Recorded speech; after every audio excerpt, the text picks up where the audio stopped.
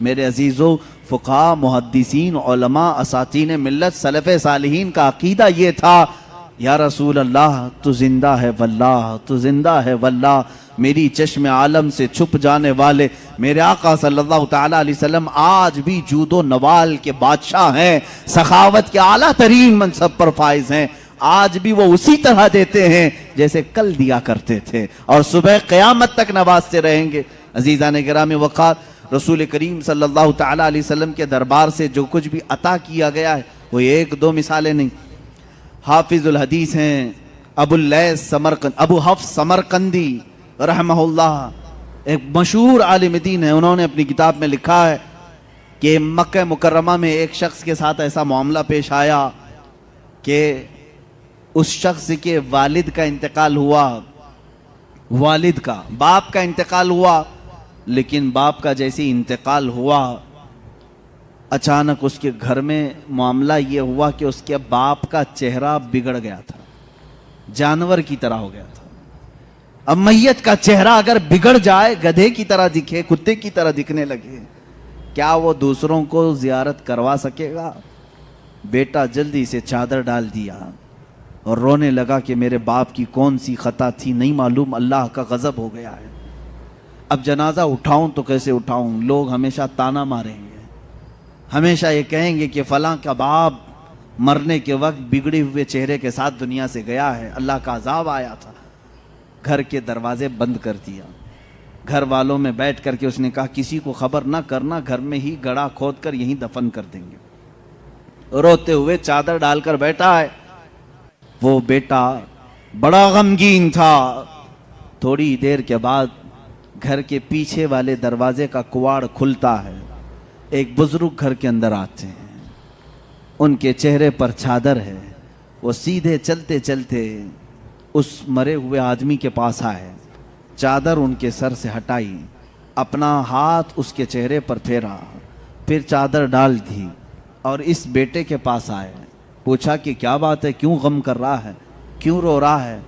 कहा आप कौन हैं, कहाँ से आए? मैं तो नहीं जानता, लेकिन बात तो ये है कि मेरे बाप इंतकाल कर गए, उनका चेहरा बिगड़ गया है, मैं इसी गम में रो रहा हूँ, और आप खुदा के वास्ते किसी को ना बताएं। आने वाले बुजुर्ग ने कहा जा देख, तेरे बाप का चेहरा तो सलामत है। वो कहता है मैं जाकर उठा, चादर को हटाया तो मेरे बाप का चेहरा तो चांद की तरह चमक रहा था। अभी मैं इसी खुशी में गम के मारे पहले रो रहा था, अब खुशी के मारे आंसू आ गए। ऐ अल्लाह, तूने मेरे बाप की इज्जत रखी, मेरे घर की इज्जत रखी, मैं अभी इसी गम, इसी खुशी के आंसुओं में था। आने वाले वो बुजुर्ग वापस जा चुके थे, दरवाजे तक पहुंचे थे। मैं दौड़ते हुए गया, उनका दामन पकड़ा। आपने ये मुझ पर एहसान किया, आप फरिश्ते हो या अल्लाह के वली हो, कौन हो जो मेरे घर पर इतना बड़ा एहसान किया? आने वाले बुजुर्ग ने कहा अना मुहम्मदुन रसूलुल्लाह सल्लल्लाहु अलैहि वसल्लम। कहा मैं मोहम्मद अल्लाह का रसूल हूं। हुजूर पाक सल्लल्लाहु तआला अलैहि वसल्लम ने फरमाया तेरे बाप के इंतकाल के वक्त बात ये थी कि इसकी एक अच्छी आदत थी, तेरे बाप की एक अच्छी आदत ये थी, ये उस वक्त तक सोने के लिए बिस्तर पर नहीं लेटता था जब तक रात में 100 मरतबा मुझ पे दुरूद नहीं भेजता था। हर रात 100 मरतबा ये दुरूद भेजता, फिर सोता। लेकिन उसकी एक खता थी, एक गुनाह था इसका, लेकिन बाप का गुनाह मैं बेटे को नहीं बताऊंगा। मेरे आका सल्लल्लाहु तआला अलैहि वसल्लम ने छुपाया। उस गुनाह से अल्लाह नाराज था, जिसकी वजह से उसका चेहरा बदल गया। ये मक्का मुकर्रमा की बात है, मक्का मुकर्रमा की बात है। इसकी वजह से उसका चेहरा बदल गया। तेरे बाप का रोजाना पड़ा हुआ दुरूद जो फरिश्ता मेरे बारगाह तक पहुंचाता है, उस फरिश्ते ने मुझे खबर की कि अल्लाह के रसूल, आपके फला गुलाम के साथ गजब हो गया है, अल्लाह ने अजाब नाजिल किया, उसका चेहरा बिगड़ गया है। ए रसूल पाक, वो बंदा रोजाना आप पर 100 बार दुरूद भेजता था, करम फरमाए। हुजूर फरमाते हैं मैं उसी वक्त चल कर तेरे घर आया, तेरे बाप का चेहरा बिगड़ा तो था, मगर मैंने मेरे मौला से सवाल किया, ए अल्लाह, तेरे हबीब पर दुरूद भेजने वाला, इसके चेहरे को अगर तू सलामत नहीं रखेगा तो आने वाले लोग ताना देंगे कि रसूल पर दुरूद भेजने वाला भी नहीं बच पाया। ऐ मौला, तू मेरे जरिए से इसके चेहरे को सलामत कर दे। अल्लाह ने मेरी दुआ कबूल की, मैंने उसके चेहरे पर हाथ रखा, अल्लाह ने तेरे बाप के चेहरे को चमकते चांद की तरह कर दिया। वो अता करने पर आए तो बेहिसाब अता करें। बाद वफात की बात मैं कर रहा हूं, ये जाहिरी जिंदगी की बात नहीं। वफात होकर कई साल हो चुके थे तब की बात है। इसीलिए तो हम आशिकों का ये कहना है, या रसूल अल्लाह, सुना है आप हर आशिक के घर तशरीफ लाते हैं, मेरे घर में भी हो जाए चिरागा या रसूल अल्लाह, मेरे दिल में भी हो जाए चिरागा या रसूल। मेरे आका आओ कि मुद्दत हुई है तेरी राह में अखियां बिछाते बिछाते, बड़े दिन हुए हैं मेरे आका घर को सजाते सजाते। अल्लाह के नबी सल्लल्लाहु ताला अलैहि वसल्लम का इंतजार करो ऐ मुसलमानों, चाहे हमारी जिंदगी इस पे फना हो जाए, खत्म हो जाए, दीद के लिए तरसते रहो और इसी इंतजार में तुम्हारी जिंदगी कटनी चाहिए। अब की रात आए कि तब की रात आए, जब ये रातें जिंदगी की कट जाएं, वो रात तो जरूर आएगी जो कब्र की पहली रात होगी, वहां तो दीदार करोगे इंशाअल्लाह। लेकिन उस दीदार के इंतजार में अपनी जिंदगी काटो, ये नहीं कि अपनी आंखों को हसीनाओं की गलाजत से भर लो, गंदी तस्वीरों से, गंदी फिल्मों से अपनी आंखों को दागदार कर लो। ये नहीं, इन आंखों को अल्लाह ताला ने तुम्हारे रसूल के दीदार के लिए दिया है।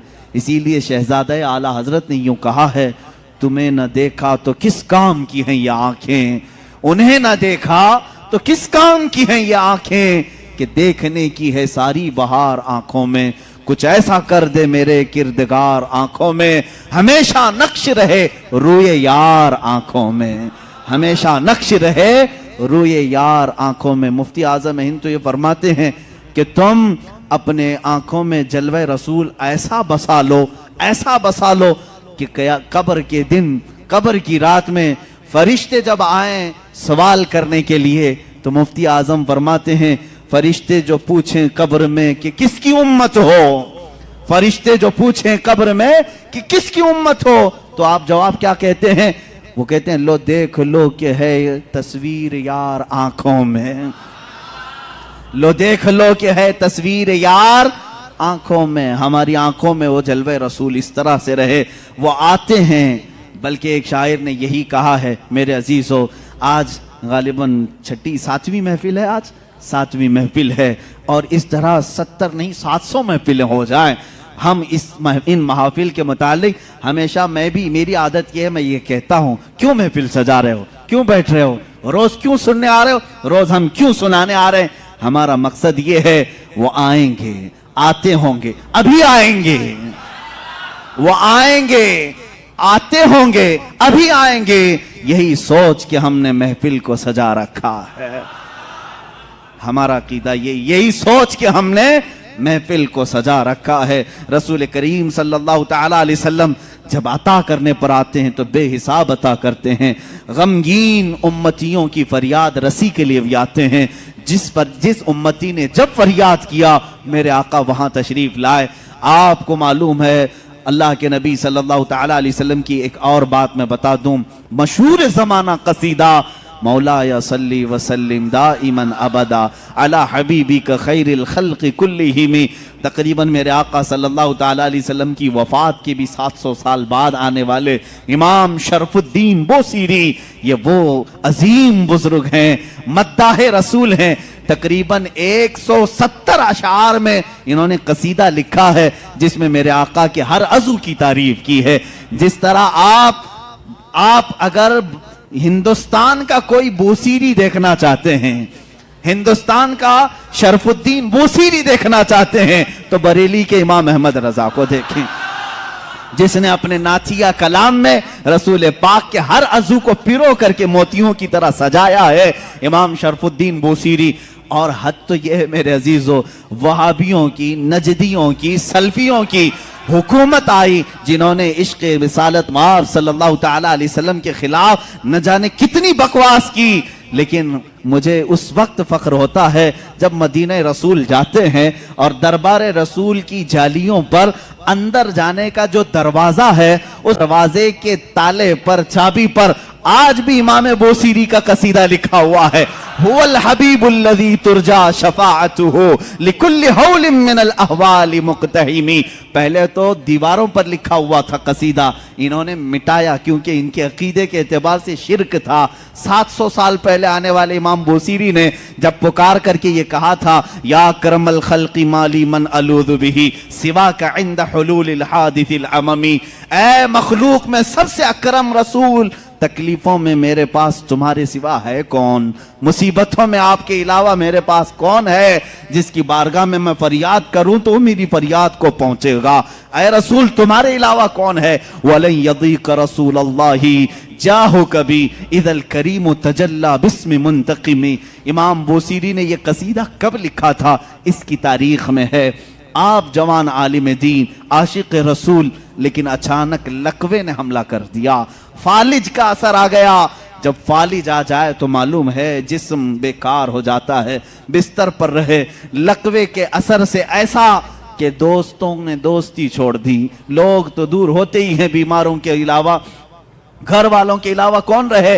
ये बीमारी लंबी हो गई, हाथ पैर उठते नहीं थे, सोते सोते जिस्म के अंदर भी तरह तरह की तब्दीलियां आने लगी। एक जमाना हो गया ऐसे बीमारों के जब आंसू निकलते हैं तो सीधे मदीने पहुंच जाते हैं, जिनका दुनिया में कोई तबीब भी नहीं, जिनका दुनिया में कोई गम की दास्तान सुनने वाला नहीं, जिनकी दुनिया में कोई बोली सुनने वाला नहीं, ऐसे गरीब अगर सुनाते हैं तो सिर्फ मुस्तफ़ा को सुनाते हैं। इसलिए कि आशिकों ने यही कहा, या रसूल अल्लाह, न कोई अमल है सुनाने के काबिल, न मुंह है तुम्हारे दिखाने के काबिल, लगाते हैं उसको भी सीने से आका जो होता नहीं मुंह लगाने के काबिल।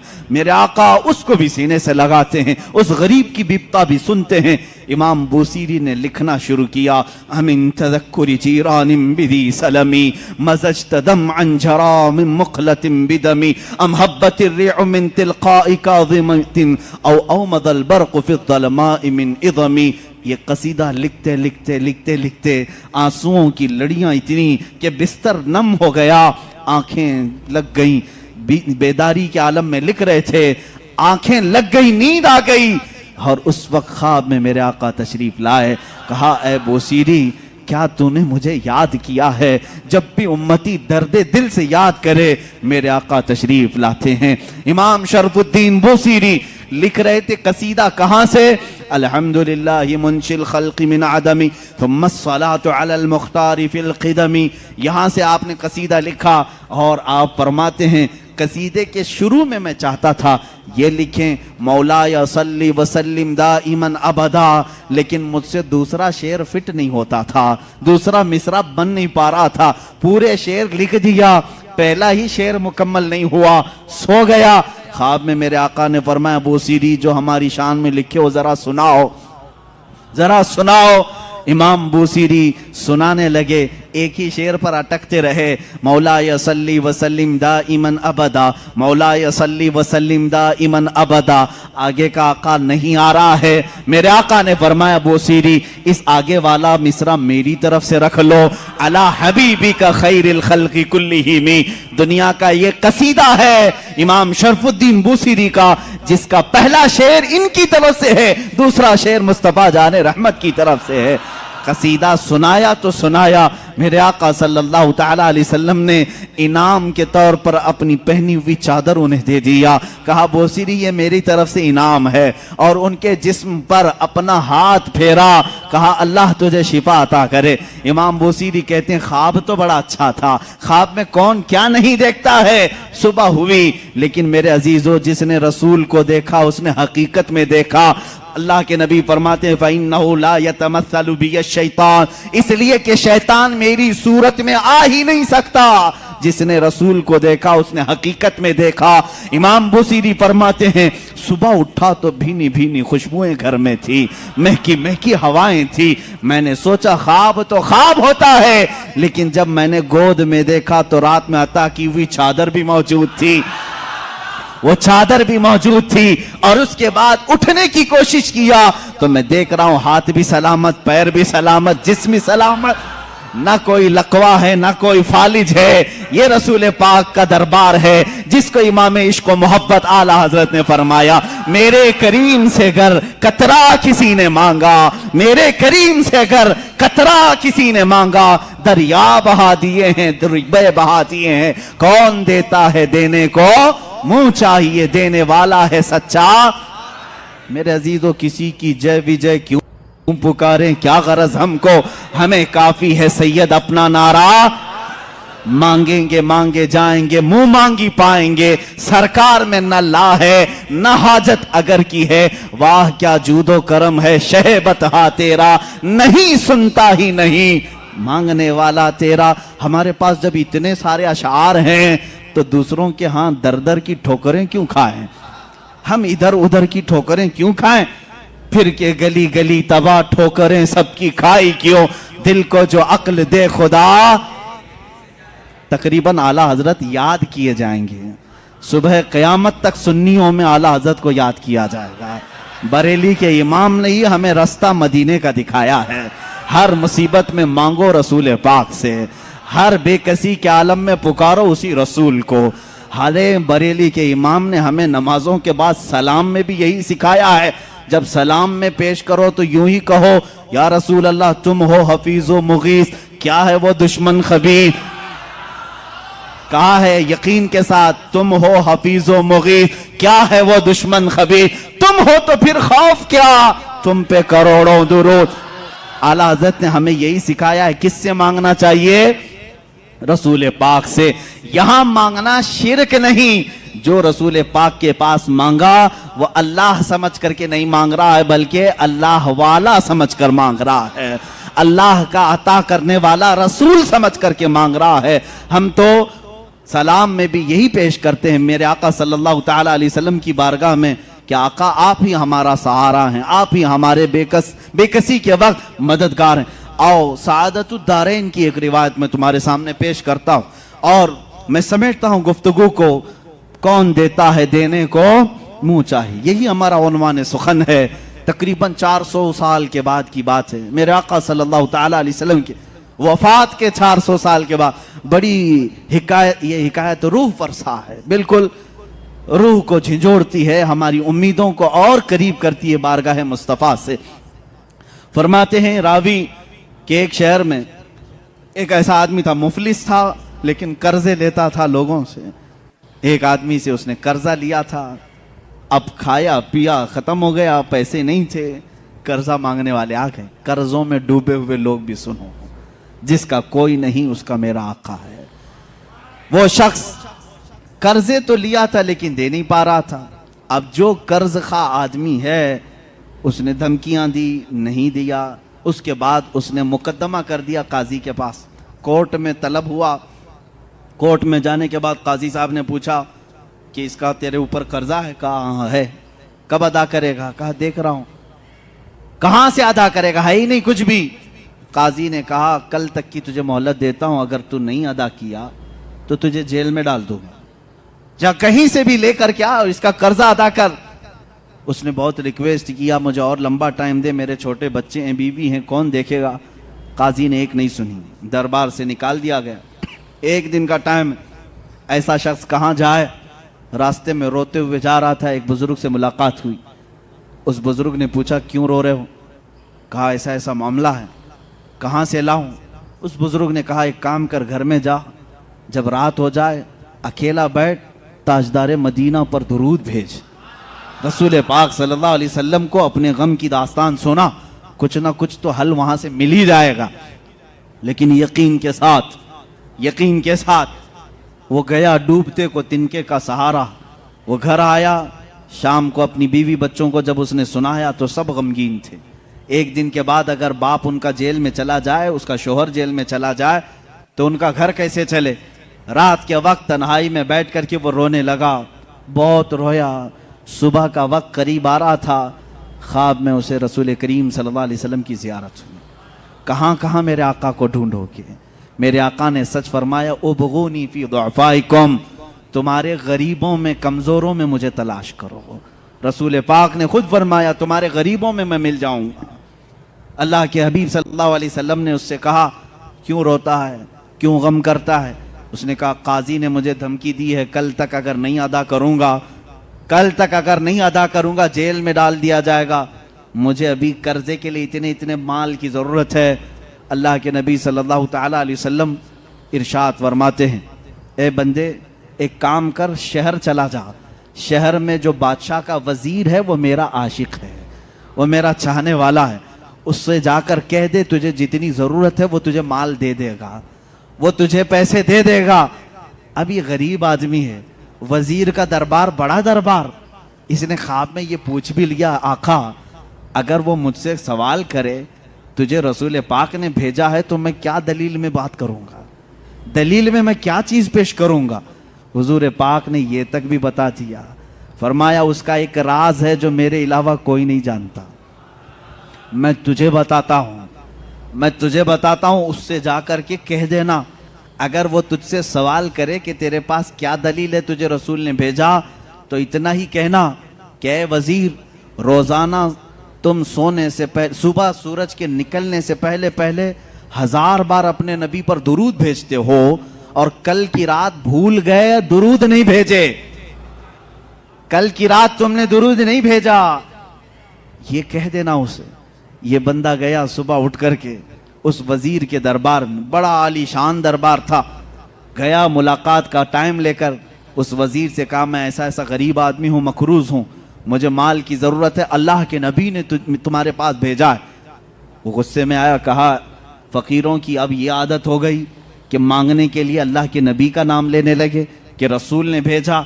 उसने कहा ना, मैं झूठ नहीं कह रहा हूं, मुझे रसूल पाक ने यह भी बताया है कि तुम रोजाना 1000 बार हुजूर पर दुरूद भेजते हो। वो अपनी कुर्सी से उछल आया और उसने कहा यह बात तो मेरी बीवी को तक खबर नहीं है, किसी को नहीं मालूम। कहा क्या कहा रसूल पाक ने? कहा कि कल तुम भूल गए थे, दुरूद नहीं भेजे।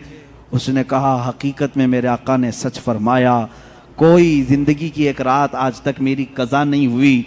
कल मेरी जिंदगी में ऐसा दिन आया कि मैं दुरूद नहीं पढ़ सका, बहुत रोया, अपने खजाने के पास ले जाकर उसे खड़ा कर दिया। ए गरीब आदमी, तुझे जितने माल की जरूरत है ले जा, बस मेरा दिल आज से मुतमईन हुआ कि मेरा दुरूद रसूल तक पहुंच रहा है, मेरे आका की नजर में है। मैं मेरे आका को मना लूंगा, मैं मेरे आका से सुलह कर लूंगा, लेकिन तू तो मेरे लिए खुशखबरी का कासिद बनकर आया है, तू मेरे लिए खुशी का पैगाम लेकर आया है, तुझे जो चाहे ले जा। इस गरीब ने कहा ना, मुझे जितनी जरूरत है उतना लेता हूं। उतना ही माल लिया, दौड़ा दौड़ा खुशी से आया। कहाँ आया? अदालत में। काजी भी थे, काजी से कहा काजी साहब कर्ज खा को बुलाओ। आज सीना चौड़ा था, माल मौजूद था, जिसका जिसका हिसाब अदा करूंगा। काजी के पास वो कर्ज खा आए, लेकिन महफिल जमी थी। उसी वक्त काजी ने कहा बैठ जा, थोड़ा ठंडा हो जा, सुकून ले ले। थोड़ी देर के बाद काजी ने कुल ही यहाँ अलग ही मामला कर दिया। काजी ने कहा ये गरीब जिसका कर्जा देना है वो सब खड़े हो जाएं, बताएं कितना कितना कर्जा है। सबों ने कहा इतना इतना है। काजी ने कहा ये नहीं, मैं अपनी जेब से अदा करूंगा, मैं अदा करूंगा इसका कर्जा। ये गरीब खड़ा होता है, कहता है हाँ, कल तो जेल की धमकी, कल तो आप बंद करने की धमकी दे रहे थे, आज मेरी तरफ से कर्जा अदा करने की बात। काजी कहते हैं कल तक मैं तुझे नहीं पहचानता था, कल जब रात गया मुस्तफ़ा करीम की जियारत हुई, मेरे आका ने तेरी तरफ इशारा करके मुझे बताया कि ए काजी तेरे पास दुनिया की बहुत दौलत है, उस एक गरीब का कर्जा तू अपनी जेब से अदा कर, मैं कल तुझे जन्नत के महल्लात बदले में अदा करूंगा। ए गरीब, ना ना तू माल नहीं देगा, मैं हल्के में सौदा नहीं करूंगा, मुझे रसूल ने बशारत दी है, मैं तेरा माल अपनी जेब से अदा करूंगा। जब ये काजी की बातें सुनने लगे सारे कर्जखा खड़े हुए। कहा जब ये आदमी इतना अफजल है कि बारगाह रसूल में मकबूल है, हम गवाही देते हैं कि हमने सब कर्जा माफ कर दिया, अब भी अगर इसे चाहे तो हमसे ले सकता है।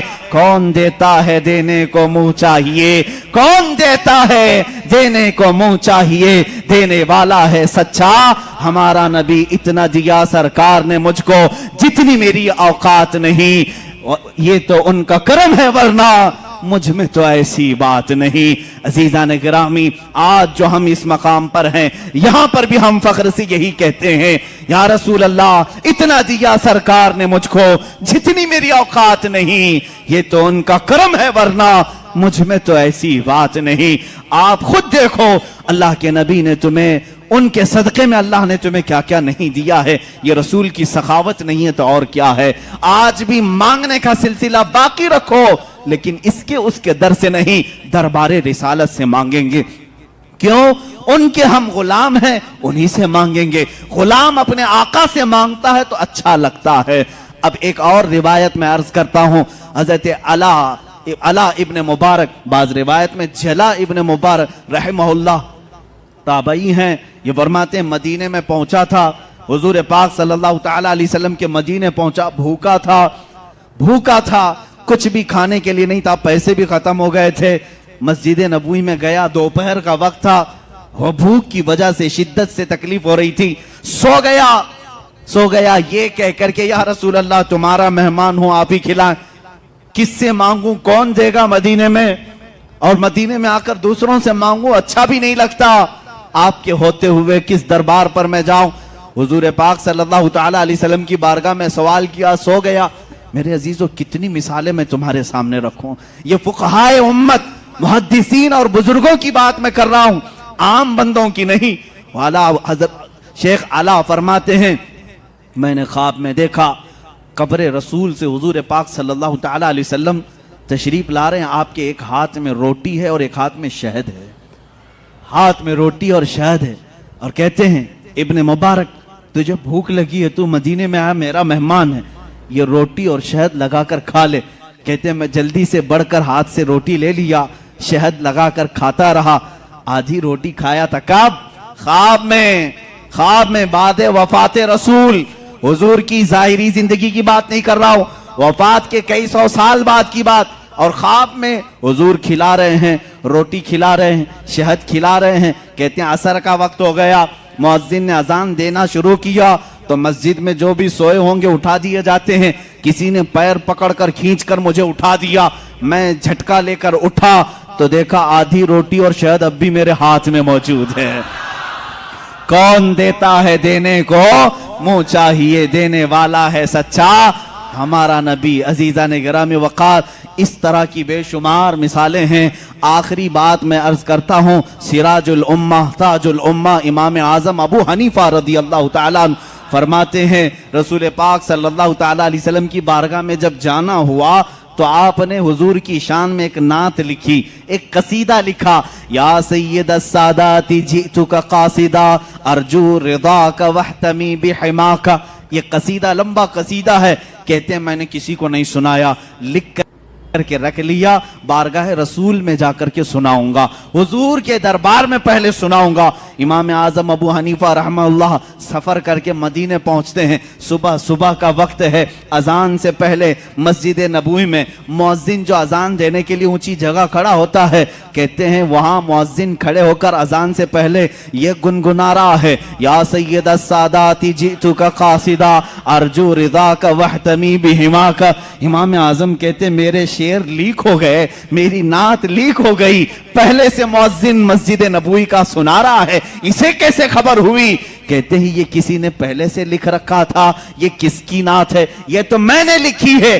जब उसने गुनगुना कर अजान देकर अपना इख्तिताम किया, नीचे आया तो मैंने उसका हाथ पकड़ लिया, पूछा ये तूने कसीदा जो तिलावत किया ये कहां से? ये तेरा लिखा है, किसी बुजुर्ग का लिखा है? वो कहता मुझे मालूम नहीं, ये मेरा लिखा नहीं, किसी बुजुर्ग का नहीं। कल ख्वाब में मैंने मुस्तफ़ा करीम सल्लल्लाहु अलैहि वसल्लम को देखा, अल्लाह के नबी सल्लल्लाहु अलैहि वसल्लम की महफिल सजी थी, उस महफिल में ये कसीदा पढ़ा जा रहा था कि रसूल फरमा रहे थे कल मेरा एक चाहने वाला आएगा और मेरी कब्र पे ये सुनाएगा। मैंने वो अशआर सुन लिए, याद किया, वो मेज़ना से आज मैंने तिलावत की। मेरे आका सल्लल्लाहु अलैहि वसल्लम अपने गुलामों को कितना नवाजते हैं, जो जाए उसे उसके एतबार से नवाजते हैं, जो जिस हैसियत से जाए हुजूर ने उसको उस हैसियत से नवाजा है।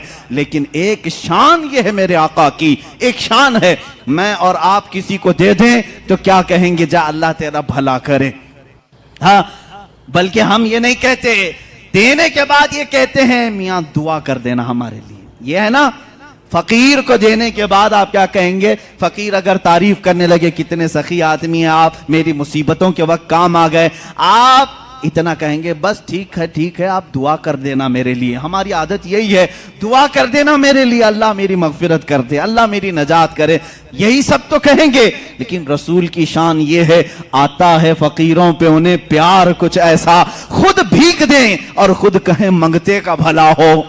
हुजूर जब देते थे ये नहीं कहते मेरे लिए दुआ कर, बल्कि खुद उसके लिए दुआ भी करते थे, जा तुझे अल्लाह और नवाजे और नवाजे। सरकार दो आलम सल्लल्लाहु ताला अलैहि वसल्लम की बारगाह में शायर इस्लाम ने सच कहा है, मंगता तो है मंगता, कोई शाहों में दिखा दो, जिसको मेरे सरकार से टुकड़ा न मिला हो।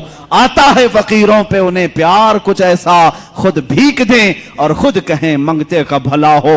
अजीजा ने गिरामी वक़ात, आज की इस दर्दनाक कैफियत में मैं हमारा मावा व मलजा, हमारा मस्कन और हमारा फरियाद रस तुम्हें बताना चाहता हूं। तुम दर्द दर्द की ठोकरें आज खा रहे हो, मजबूर हो, जलील हो गए हो, खार हो, उसकी वह की वजह है कि रसूल पाक के दरबार में लो लगाना छोड़ दिया। वो सहाबा थे, पैर में सूजन आ जाए तब भी कहते थे वाह मोहम्मद आ, या मोहम्मद आ, ए मोहम्मद सल्लल्लाहु अलैहि वसल्लम मदद के लिए आ जाएं। उनके पैर में शिफा याबी मिल जाती, पैर सही हो जाता। ए उम्मत मुस्तफ़ा के गयूर नौजवानों, आज मैं तुमसे ये कहना चाहूंगा, दुनिया तुम्हें खरीदने की कोशिश कर रही है, चंद सिक्कों में, चंद पैसों में। कोई इतना देकर अपना बना ले, कोई कुछ देकर अपना बना ले, लेकिन तुम्हारी शान ये होनी चाहिए, मुझे जहां सरकार से मिलता है उतना कोई दूसरा दे ही नहीं सकता, और मैं बाजार मुस्तफ़ा का गुलाम हूं। मेरे आका ने मुझे जो खरीद करके अनमोल किया है,